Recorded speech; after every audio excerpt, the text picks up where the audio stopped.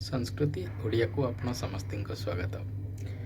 September 2026 ए मासर सबु लग्न आउ राशि मानक पई एहा केमिति रहिबो ताहार आज आमे विश्लेषण करिबा। ताहा पूर्वरु आमे जानिबा दरकार कि ए मासर गोचर केमिति रहिबो सबु प्रमुख ग्रह मानकर। प्रथमे आपणकर शनि जहाँकि वक्र गति रे अछंती आपणकर मीन राशि रे पूरा मास सारा वक्र गति रे रहिबे। देवगुरु बृहस्पति आपणकर कर्कट रे अछंती मास सारा कर्कट रे ही रहिबे, उच्च रे अछंती। आपणकर राहु आउ केतु जहाँकि आपणकर कुंभ रे गोचर करिवे आउ केतु आपणकर सिंह रे गोचर करिवे। या परे आसुची आपणकर सूर्यंकर गोचर जहाँकि सेप्टेम्बर जहाँ आपणकर 17 तारिख जाके आपणकर रहिबो सिंह रे श्रेष्ठ भाव में फलाफल। तापर आपणकर आसबे कन्या को सेप्टेम्बर 17 पर आपणकर मंगल जहाँकि आपणकर से 17 तारिख जाके आपणकर रहिबे आपणकर जो कहते मिथुन रे तापर आपणकर आसीजिबे कर्कट को जहाँकि आपणकर देवगुरु बृहस्पति सहित युक्त रहिबो ता बहुत ही श्रेष्ठ रहिबो। यहाँ पर आपणकर शुक्र जहाँकि 2 तारिख रे तांको स्वयंकर जो कहते मूल त्रिकोण राशि आपणकर आसीजिबे तुला को आसीजिबे पूरा सेप्टेम्बर मास सारा एठी रहिबे।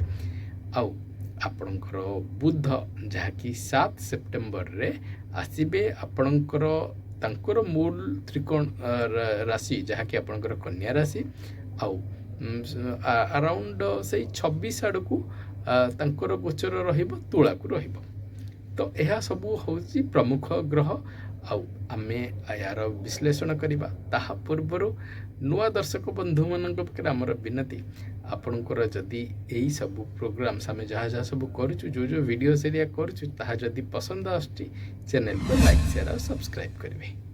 मकर लग्न आउ मकर राशि एटा गोटे समय एमिति जदि आमे आपणकर जो कहते कर्म क्षेत्र आपणकर वर्क लाइफ बैलेंस आपणकर प्रोफेशन तो गोटे एमिति समय जहाँकि आपणकर लाइफ रे वर्क लाइफ बैलेंस अच्छी।